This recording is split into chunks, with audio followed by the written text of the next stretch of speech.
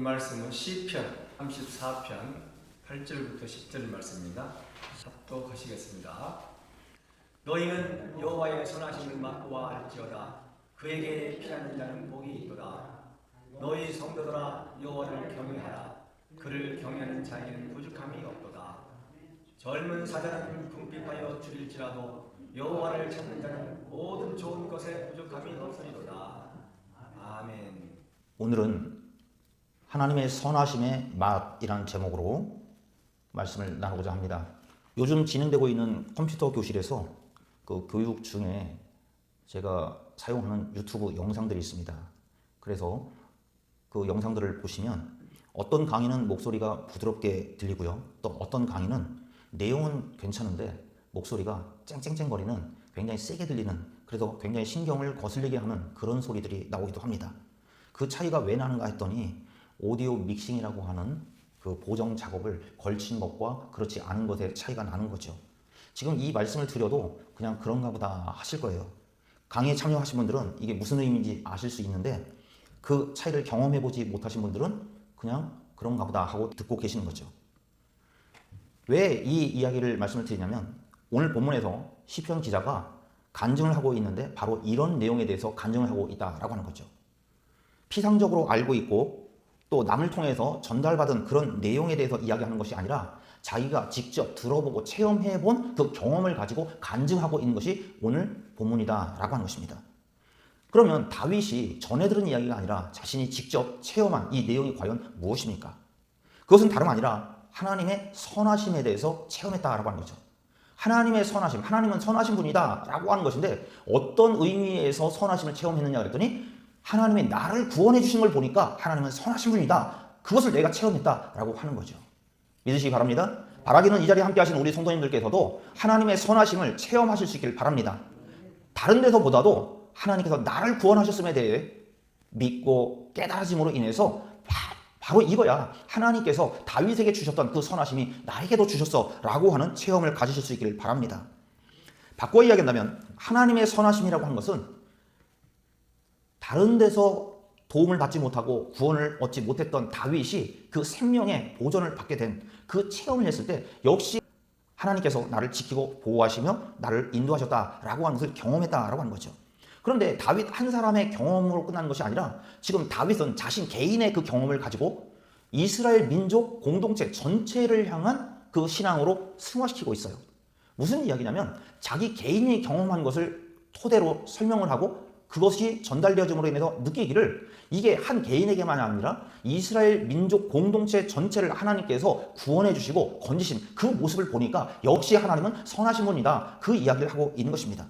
따라서 다윗이 체험한 개인의 하나님의 선하심의 체험, 바꿔 이야기한다면 구원의 체험이 나라와 민족이 느끼는 구원의 체험이요. 나아가서는 오늘 이 아침에 예배하는 우리에게까지 전해지고 나눠지는 하나님의 선하심이요 구원의 은총임을 믿으시기를 바랍니다. 자, 그러면 우리가 오늘 본문을 통해서 다윗이 체험했던 하나님의 선하심의 맛, 그것은 과연 무엇일까요? 첫째로 다윗이 맛본 하나님의 선하심은 부족함이 없게 하신다라고 하는 거죠. 하나님께서 내 인생 가운데 부족함 없게 하시는 그것을 내가 경험해 보니까 야, 이게 하나님의 선하심을 내가 맛본 것이야 라고 이야기하는 거죠. 나로 하여금 부족한 인생, 그래도 죽을 수밖에 없는 인생이었는데 부족함 없게 함으로 인해서 나를 구원하셨어 라고 다윗은 고백하며 찬양하고 있는 것입니다. 다윗은 자신이 체험한 하나님을 전하고 있는데 8절 말씀에 너희는 이라고 이야기를 했어요. 9절에는 또 이어서 너희 성도들아 라고 이야기해요. 바꿔 이야기한다면 오늘 이 아침에 예배하고 있는 우리 성도들아 라고 부르고 있는 것입니다. 다윗이 맛본 하나님의 선하심은 죽을 수밖에 없는 인생, 부족하여서 더 이상 헤어날 수 없는 그런 인생에게 부족함이 없게 하신다. 바꿔 이야기하면 만족하고 흡족하고 충족하게 하신다라고 하는 것입니다. 어제 새벽에도 말씀을 드렸지만 오늘 본문은 사무엘상 21장 10절부터 15절을 배경으로 하고 있습니다. 다윗이 사울의 추격을 피해서 하나님의 집이 있던 노브로 피난을 갔어요. 그랬다가 거기서도 머무를 수 없으니까 남서쪽으로 약 4km 정도 되는 2.5마일 정도 되는 거리에 떨어진 이방 블레셋 땅 한 성읍인 가드라고 하는 곳으로 다시 도망을 합니다. 왜 하나님의 집 노브로 피난을 했었는데 거기에서 머물 수 없었을까요? 성경에 보면 사울을 피해서 하나님의 집으로 피난을 갔는데 도피를 했는데 하필이면 그곳에 갔더니 사울의 부하였던 도액과 마주치고 마는 거죠. 그러다 보니까 도액이 밀고를 해서 죽음의 위협이 다시 찾아올까 싶어서 또 2.5마일 정도, 즉 4km 정도의 거리를 넘어서서 도망을 간 거죠. 다윗은 일종의 정치적 망명을 시도한 겁니다. 유다 땅을 피해서 이제 블레셋 땅으로 도망을 가는데 국경을 넘어가는 거죠. 블레셋 5대 도시 중에 하나인 가드 땅으로 도망을 가요. 그러면 왜 하필 블레셋 땅, 그 가드로 도망을 갔을까 했더니 다윗에 대해서 유대 땅에서는 다 아는 거예요. 요즘 흔히 이야기하는 바로 다윗이 유명인이었잖아요. 얼굴이 알려질 대로 다 알려진 사람이었어요. 그러다 보니까 어디를 가도 다윗을 다 알아보는 그런 상황이니까 국경을 넘어가면, 물론 그때는 지금 같은 그런 국경이 없었지만 이 블레셋 땅으로 넘어가면 그 땅에서는 나를 알아보는 사람들이 없겠지 하고 숨어 들어간 거예요. 더더욱이 아니 너 유대 사람이 왜 이 블레셋으로 왔냐 하면 도대체 사울 밑에서는 우리가 못 살겠다. 그렇게 이야기하면 사울과 지금 적대 관계에 있던 블레셋이니까 그래 잘 왔어 우리 편이야 하는 마음으로 받아줄 것 같아서 블레셋 땅으로 넘어간 거였어요. 그런데 문제는 기껏 넘어갔더니 블레셋의 왕을 아비멜렉이라고 불렀어요. 그런데 아비멜렉 아기스가 처음에 환영을 하는 것 같았어요. 그랬는데 문제는 이 부하들이 아니 왕이셔 도대체 저자가 누군 줄 알고 지금 망명을 받아주십니까? 저자가 자세히 보세요. 낯이 익지 않습니까? 누군데? 그랬더니 아니 우리 그 골리앗 장군을 쳐 죽였던 다윗 아닙니까? 그래서 유다 백성들이 이야기하기를 사울은 천천히요 다윗은 만만이라 했던 우리의 원수 중에 원수가 사울보다 더한 원수가 저 다윗인데 저자를 지금 망명을 받아줍니까? 그 얘기를 하니까 이 아비멜렉이 아니 그런 일이 있어 하는 그 순간에 다윗의 얼굴 표정이 어떻게 됐겠어요? 이거는 늑대를 피하려고 갔다가 오히려 호랑이 굴로 냉큼 들어간 꼴이 되고 만 겁니다. 그런데 다윗이 참 머리가 빨라요. 기가 막힌 기질을 발휘하는데 갑자기 하면서 몸짓도 이상해지고 그리고 얼굴 표정도 막 일그러지면서 그리고 머리를 잡고 비비꼬고 하다가 이 대문짝을 뻑뻑 긁으면서 거기다 뭔가를 또 낙서를 하면서 막 써요. 그러다 좀 있으니까 침도 이렇게 흘리고 성경 그대로 써 있어요. 이 아기스가 보니까 저자가 왜 저런 모양을 하고 있냐? 저 완전 미친 인간 아니냐? 아니 이 땅에는 뭐 미친 사람이 없어서 저런 자를 여기에 데리고 왔느냐? 그렇게 아기스가 팔쩍팔쩍 뛰는 거죠. 그러면서 당장 내쫓으라고 이야기를 합니다. 이러한 기회를 만들어서 사무엘상 22장 1절에 보면 다윗이 블레셋에서 벗어나서 아둘람 굴로 피신을 하죠. 이렇게 구사일생으로 목숨을 구한 후에 다윗이 내가 죽을 뻔했다가 늑대 피하러 갔다가 호랑이 굴로 냉큼 들어갔네. 그랬는데 하나님께서 나를 건져주셨다라고 하는 그 감격스러움에 겨워서 쓴 시편이 시편 34편이다 라고 하는 이야기죠. 다윗은 34편 1절에 보면 하나님을 영원히 찬송하겠다고 이야기합니다. 그런데 여러분 한번 생각해 보세요. 처한 상황을 보면 다윗이 지금 노래가 나올 상황이에요? 지금 그 상황 속에서 콧노래를 부르고 있다고 한다면 아기스가 보나 우리가 보나 제정신이 아닌 그 모습이 바로 다윗의 모양이었다라고 하는 거죠. 처한 상황만 보면 찬양하거나 감사할 수 없는 상황이에요. 데살로니가전서 5장에 보면 우리에게 찬양할 것을 말씀하지만 또 감사할 것을 말씀하지만 감사할 상황이 돼야지 감사를 하죠. 그러나 분명히 범사의 모든 일에 잘 되건 안 되건 흥하건 망하건 강하건 아프건 따지지 말고 모든 일에 감사하라고, 바꿔 얘기하면 찬양하라고, 이것이 너희들 향한 그리스도 예수의 뜻이라고 그렇게 말씀하고 있습니다. 그랬기 때문에 다윗은 구약시대의 사람이었음에도 불구하고 자기의 형편 여하와 상관없이 하나님을 내 평생에 항상 어떤 상황 여하 따지지 않고 감사하고 찬양하겠노라고 서약하고 다짐한 것입니다. 이러한 하나님 앞에서의 충성 맹세와 하나님을 향한 찬양을 돌리겠다라고 하는 삶의 결단들이 다윗의 모습을 통해서 우리에게도 나타나실 수 있기를 바랍니다. 왜냐하면 하나님은 사무엘을 통해서 분명히 약속하셨고 기름을 부으셨어요. 다윗이 왕이 되게끔 하겠다고. 그런데 정작 현실은 어떻습니까? 그 약속은 점점점 멀어지기만 하고 시간이 흐를수록 불안감은 더해오는데 오히려 상황은 더 악화되어서 사울이 기세등등하게 더 죽이려고 사람들을 보내고 쫓아다닙니다. 왕이 되는 것은 고사하고 죽음의 위기가 몰려와서 일단 살고 봐야지 왕이 되는 것은 후차적인 이야기였어요. 어쩌면은 우리들의 인생과 삶 속에서도 동일한 상황들을 우리가 수도 없이 겪습니다. 우리가 하나님을 찬양하고 하나님의 뜻대로 삶으로 인해서 하나님의 영광 돌리는 그러한 인생을 살겠다라고 이야기하지만 그러한 것은 사실 후차적인 것이고 당장 내 발등에 불부터 끄고 또 내 목구멍이 포도청이어서 당장 살 일부터 해결하고 나야지 한숨 돌리고 나면 그제서야 믿음 생활도 할 수 있고 그제서야 열심도 낼 수 있겠다 그런 이야기들을 한다라고 하는 거죠. 우리 성도님들이 다 겪어보셨지만 젊었을 때는 이민 와가지고 사느라 바빴습니다. 그리고 이제 자녀들이 장성하여서 좀 자리 잡고 살만하니까 그러니까 손자 손녀들이 생겨서 손자 손녀들 봐주느라고 이래저래 해서 하나님 앞에 충성하고 헌신하겠다라고 하는 거 또 쪼개야 됩니다. 미국에서 많이 쓰는 표현 이미 늦었죠. 우리 앞에 복 받을 기회는 멀리 떠나가는 거죠. too late이죠. 이렇게 다윗은 구사일생으로 목숨을 구한 후에 하나님을 영원히 찬송하겠다고 우리의 형편과 상황이 나아지면 그때 찬양하고 그때 감사하겠다고 하지 않고 상황 여하 따지지 않고 감사하고 찬송하겠다고 서약을 했습니다. 우리에게 이런 상황이 찾아온다고 한다면 우리는 과연 다윗처럼 할 수 있을까요? 다윗은 시편 34편 1절, 2절, 3절 말씀 보시면 이야기합니다. 내가 여호와를 항상 송축하며 내 입술로 항상 주를 찬양하리이다. 쉽게 얘기한다면 나는 언제나 항상 그랬어요. 언제나 여호와를 찬양하겠습니다. 내 입술에서 하나님을 찬양하는 그 찬양이 떠나지 않도록 하겠습니다 라고 하는 거죠. 2절 전반에 보면 내 영혼이 여호와를 자랑하겠다. 결국 그게 하나님을 찬양하겠다라고 하는 것 아닙니까? 곤고한 인생들이 내 입술에서 나오는 찬양과 감사의 소리를 듣고 그들도 하나님께서 주시는 위로를 받아서 기뻐하게끔 하겠다라고 얘기하는 거죠. 3절에 보면 나와 함께 여호와를 광대하시다고 하고 함께 그의 이름을 높이자라고 하면서 그 민족들에게 자기 백성들에게 함께 이야기하는 거죠. 그런데 단순히 이 다윗에 처한 상황과 이 고백만 본다면 아기스의 말대로 정말 제정신이 아니구나 라고 할 수밖에 없다고 하는 거죠. 그러나 다윗은 뭐라고 이야기합니까?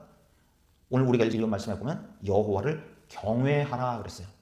경배하라 하는 것과 경외하라고 하는 것은 조금 달라요.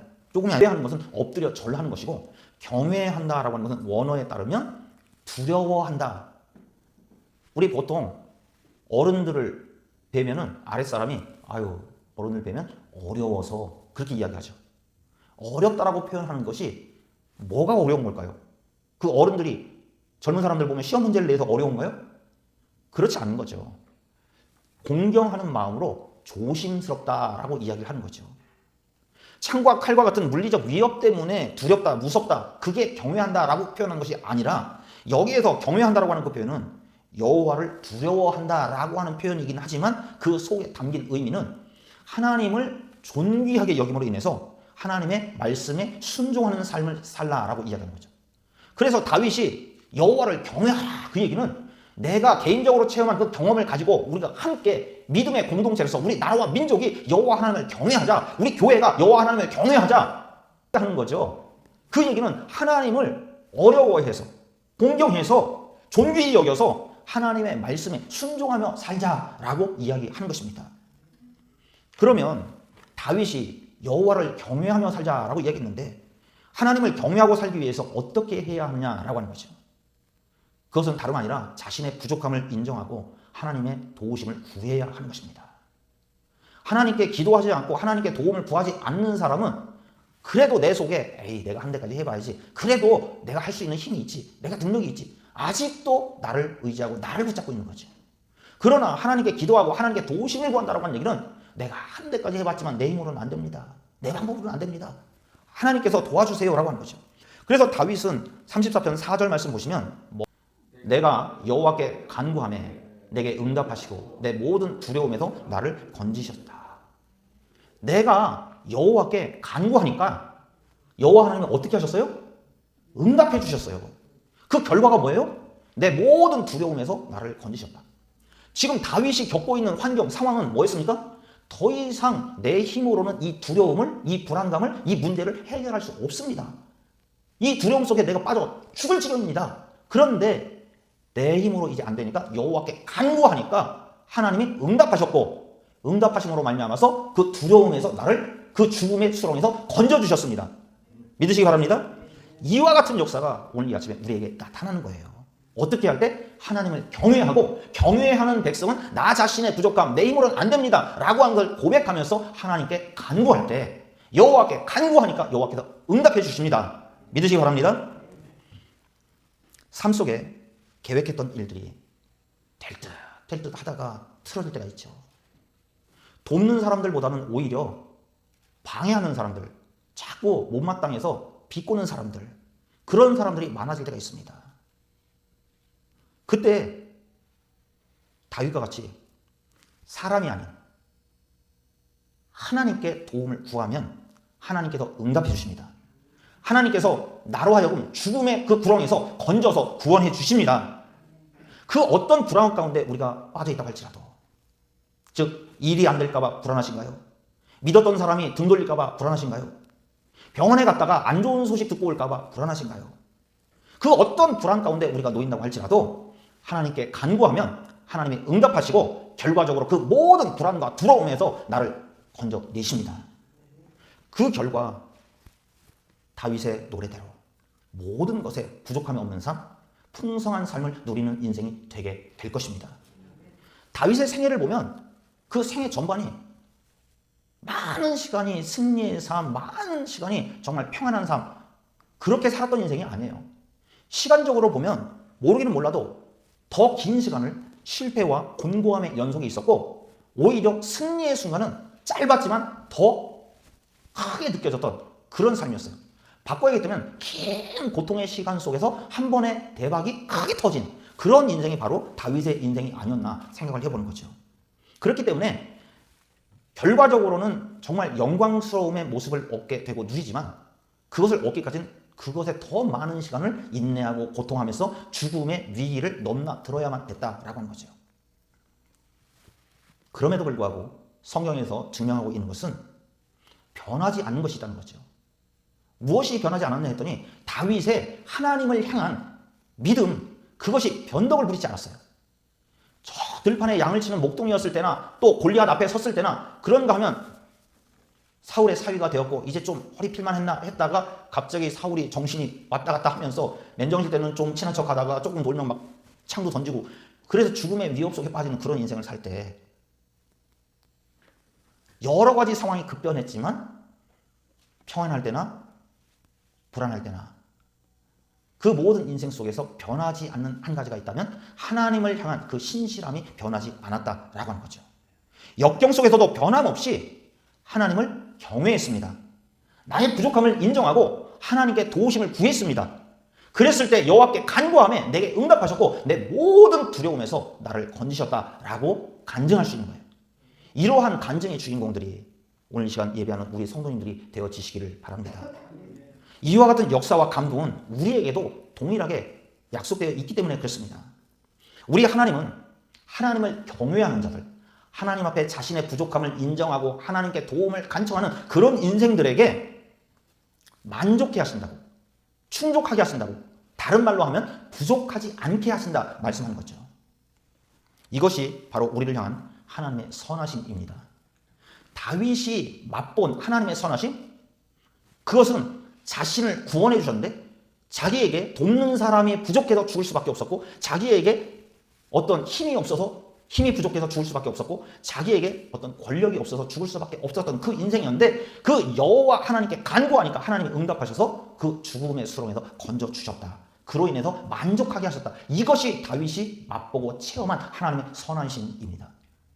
오늘 이 아침에 우리에게도 하나님께서 그런 선하심을 예비하고 계십니다. 우리가 불안 가운데 있을 때, 두려움 속에 놓여 있을 때, 내가 뭔가 해보려고 하는데 자꾸 어그러지고 기도하면서도 이제나 저제나 하나님의 뜻이 언제 이루어질까, 그런 막연함 속에 있을 때 포기하지 않고 간구하면 하나님께서는 반드시 응답해 주십니다. 그로 인하여 우리로 하여금 그 불안에, 두려움에, 그 죽음의 수렁에서 건져주심을 믿으시기 바랍니다. 우리도 다윗과 같이 순간순간 하나님의 선하심을 맛보아 알 수 있는 귀한 은혜의 사람들 되시기를 바랍니다. 둘째로 다윗이 맛본 하나님의 선하심은 무엇인가 했더니 모든 좋은 것으로 주신다. 믿으시기 바랍니다. 우리가 읽은 시편 34편 10절 말씀 보시면 젊은 사자는 궁핍하여 주일지라도 여호와를 찾는 자는 모든 좋은 것에 부족함이 없으리로다 라고 얘기합니다. 다윗은 자신의 체험, 자기가 맛본 그 경험담을 가지고서 무엇을 이야기하고 있습니까? 하나님은 선하신 분이다. 하나님이 나를 구원해 주신 것을 보니까 하나님은 선하신 분 맞아 라고 간증하고 있는 거예요. 그런데 우리가 읽은 말씀에 보면 젊은 사자와 여호와를 찾는 자를 서로 대비시키고 있어요. 사자들의 사냥법을 혹시 보신 적 있으신가요? 제가 페이스북에 한참 그 밀림의 왕자 사자에 대해서 한번 봤더니 그 다음부터 계속 나와가지고 거의 뭐 동물의 왕국 시리즈 나오듯이 계속 나왔던 적이 있었어요. 그런데 이 사자들의 사냥의 특성을 보니까 보통 이 갈비가 크고 등치가 큰 순놈들이 사냥을 할 것 같은데 얘네들은 딱 폰만 잡고 으르 하고 그러고 있어요. 사냥은 먹을거리 챙기는 건 누가 챙기냐? 다 암사자들이 사냥을 해요. 숫사자에 비해서 몸집이 더 작고 날렵한 암사자들이 단독이 아닌 무리를 지어서 협공을 합니다. 그리고 단거리 속공을 해요. 문제는 이 사자들이요, 의외로 체력이 저질 체력이래요. 그래서 멀리까지 못 뛰어요. 그래서 순간 바바박 뛰고 그 다음부터 숨 헐떡헐떡 거리면서 이렇게 보고 있는 거예요. 그런데 지금 다윗은 이야기하기를 젊은 사자가 먹을 게 없어서 줄인다. 나이 많고 늙은 사자, 심지어는 제브라, 얼룩말들 있죠? 얼룩말들 쫓아가다가 뒷발로 채워가지고 이 턱이 빠지고 그런 사자도 막 나와요. 그리고 어떤 사자는 기린한테 밟혀가지고 이 허리 밑으로 하반신 불구가 돼가지고 이 앞발로 질질 끌고 가는 그런 장면들도 나와요. 참 기가 막힌 사자들이 많은데, 그리고 나이 많아서 털이 다 빠지고 한 사자는 사냥을 못하고 결국에는 그 암사자들에 의해서 죽임을 당하고 그 암사자들의 먹잇감이 되고 말더라고요. 그런데 젊은 사자일 경우는 얘기가 달라요. 젊은 사자일 경우에는 어느 누가 뭐라고 해도 이를 으르렁 드러내면서 자기의 용맹스러움을 드러냅니다. 젊은 사자가 먹잇감을 못 구한다라고 하는 것, 그래서 굶어 죽을 처지라고 하는 것, 이건 말이 안 된다라는 거죠. 그런데 다윗은 이야기하기를 젊은 사자라고 해도 굶어 죽을 수가 있다. 일반적인 생각으로는 젊은 사자가 어떻게 굶어 죽어? 나이 든 사자도 아니고 또 병들거나 어디 부상당한 하반신 불구된 그런 사자도 아닌데, 젊은 사자라고 이야기하면 가장 강하고 능력 있는 상황을 이야기하고 자기 힘으로 버티고 뛰어다니면서 살 수 있다고, 인생의 궁핍함 도전해서 서 부수겠다라고 하는 그러한 패기가 있다고 할지라도 삶 속에 궁핍과 곤란이 찾아올 때가 있다라고 하는 거죠. 이 말씀 속에서 어쩌면 누가 젊은 사자인가? 우리 성도님들은 우리들은 나이가 젊은 사자는 아닌 것 같아, 그렇게 생각하실 수도 있지만 제가 보기엔 여기에 젊은 사자들 많으세요.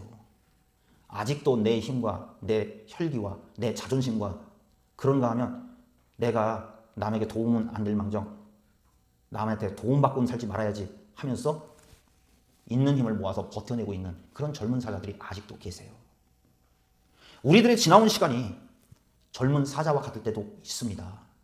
지금 살고 있는 이 순간순간마다가 아직도 육신의 나이하고는 상관없이 젊은 사자와 같이 이 악물고 버텨내는 그런 삶을 사시는 분도 있다라고 하는 거죠.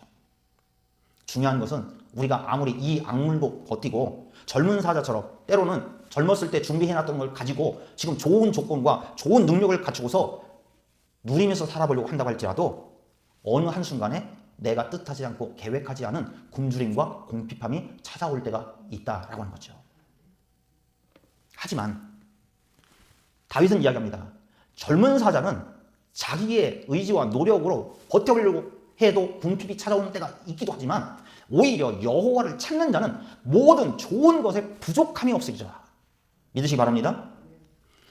바꿔 이야기한다면 여호와를 경외하는 자는 결코 굶주리는 때가 있을 수 없다라고 하는 얘기예요. 이건 단순히 먹고 사는 문제가 아닙니다. 우리의 인생 속에 지금까지 남들보다 빨리 달릴 수 있었고, 그래서 어쩌면 남들보다 직장에서도 승승장구하고 또 이민생활하면서 빨리 자리 잡았을 수도 있습니다. 그러나 그 누구의 이야기처럼 가는 세월 잡을 수 없고 세월을 거스를 수 있는 사람은 아무도 없다라고 하는 거죠. 결국에는 우리가 다다른 곳은 어디냐? 인생의 끝인데 끝은 다름 아니라 우리의 기대와는 달리 벼랑이 기다리고 있다라고 하는 거예요. 아무리 버텨보려고 해도 그동안 모아놓은 거, 그동안 힘을 길러놓은 거 가지고 끝까지 잘 버텨보려고 해도 내 힘과 능력으로 안 되는 순간이 분명히 온다라고 하는 것입니다. 그러나 그것이 인생임에도 불구하고 그 가운데서도 사는 사람, 살아남는 사람이 있습니다. 그게 누구인고 했더니 다윗은 여호와를 찾는 자다라고 이야기하는 거죠. 우리들이 바로 인생의 벼랑 끝에 다다른 순간이 온다고 할지라도 여호와를 찾는 자가 되어서 살려받는 우리 모두가 되어지기를 바랍니다. 그러면 여호와를 찾는 사람은 과연 어떤 사람입니까? 자신의 삶을 전적으로 하나님께 맡기는 삶이에요. 하나님의 선하심과 인자하심을 신뢰하는 삶입니다. 하나님을 경외하는 사람을 만족하게 하신다고 하는데 경외하는 사람은 자신의 부족함을 인정하고 여호와께 간구하는 사람이라고 했습니다. 그런가 하면 여호와를 찾는 사람은 또 누군가 했더니 자신의 삶을 이제 하나님 항복이요 하면서 다 내어 맡기는 그런 인생. 그러면서도 하나님은 선하신 분이니까 자비하신 분이니까 알아서 잘 해주시겠지 하고 그 믿음에 근거해서 믿음을 갖고 자포자기가 아니라 믿음을 갖고 다 자아를 맡기는 그런 인생이 바로 여호와를 찾는 자다라고 얘기하는 거죠. 다윗의 현실을 보세요. 지금 여기에서 다 이야기하는 것은 아니지만 다윗의 현실은 왕은 고사하고 가진 것조차 없는 그런 빈 털털이 인생이 됐어요. 그래도 나름 어려서부터 집안에서 그래도 막둥이여서 너 저쪽 가서 놀아 하는 처지였다고 해도 먹을 게 없어서 배고른 그러한 가정은 아니었던 것으로 보여져요. 그런데 다윗이 지금 어떤 상황이냐면 심지어 먹을 게 없어서 노베 가가지고는 당신 손에 제사장한테 당신 손에 지금 먹을 만한 게 뭐 있습니까? 뭐라도 좋으니까 하다못해 떡 5동이라도 있으면 좀 그것 좀 주시오 했어요. 그랬더니 이 제사장이 뭐라고 얘기하냐면 지금 우리가 일상적으로 먹을 만한 그런 떡은 내가 없고 제사 지내고 거기에서 물려 나온 그것만 있어. 혹시 당신들이 성별된 상태라고 한다면 그거라도 줄 테니 그거라도 먹으려고? 그랬더니 다행스레 우리는 성별된 상태입니다. 주세요. 해서 제사장이 얘기하는 제사성에 올라갔던 그 떡동이라도 얻어먹는 처지가 바로 다윗의 처지였어요. 그러고 나서 거기서는 도저히 이제 있을 수 없어서 블레셋으로 도망가려고 하면서 혹시 무기라도 좀 있습니까? 얼마나 급하게 도망쳤으면 다윗이 무기조차 없는 거예요. 그러니까 무기라도 좀 있습니까? 그랬더니 아니 하나님의 전에 무슨 무기가 있겠어. 그런데 가만히 보니까 당신이 옛날 골리앗의 목을 잘라 죽였던 그 칼이 에봇 틈에 지금 끼워져 있습니다. 그거라도 쓰려면 쓰시오. 그랬더니 아이고 내가 빈손인데 그거라도 좀 주세요. 이 상황이 지금 어떤 상황이에요? 오늘날의 현실로 이야기한다면 먹을 게 없는 쉽게 얘기하면 경제적인 그러한 타격을 입은 상태죠. 어쩌면 미국식 표현에 의하면 뱅크럽시한 그러한 경제적인 파산 상태예요. 그리고 심지어 자기 손에 쥔 칼 한 자루도 없다. 그 얘기는 자기가 뭔가 일어날 수 있는 기술이고 또는 뭔가 가질 수 있는 재능이고 그런 도구조차 하나도 없는 더 쉽게 얘기하면 자동차 한 대도 없는 그런 처지가 지금 다윗의 형편이다라고 하는 거죠. 경제적 능력도 없고 헤쳐나갈 만한 장비도 구비되지 않은 그런 사람. 더더욱이 신분이라도 시민권자면 얼마나 좋겠어요. 도망자예요 지금. 네. 국경 넘어야 돼요. 망명해야 돼요. 그런데 다윗이 뭐라고 얘기하고 있어요? 하나님을 경외하는 자에게 나아가 하나님을 찾는 자에게 모든 좋은 것으로 부족함이 없게 하실 것이다. 다윗은 우리보다 더 험한 상황 속에서도 그걸 믿고 고백하고 선포하고 있는 거예요. 나는 이 믿음 가지고 살아 하는 거죠. 하나님을 찾는 자라고 하는 것은 원어에 따르면 하나님과 소통하는 자, 대화해서 친분이 있는 그런 사람이에요. 하나님을 찾는 자라고 하는 것이 하나님과 대화하고 하나님과 친교하는 그러한 자라고 이야기하면서 성경에서는 하나님을 찾는 것 이퀄 하나님과 함께 하는 것. 즉 하나님을 찾는다라고 하는 얘기는 하나님과 함께 교제하면서 동행하는 것과 동일시 여깁니다. 그러니까 하나님을 찾으면 당연히 하나님과 교제하고 동행하게 된다. 하나님 옆에 가까이 있으면 화가 올까요? 복이 올까요? 앞이에요.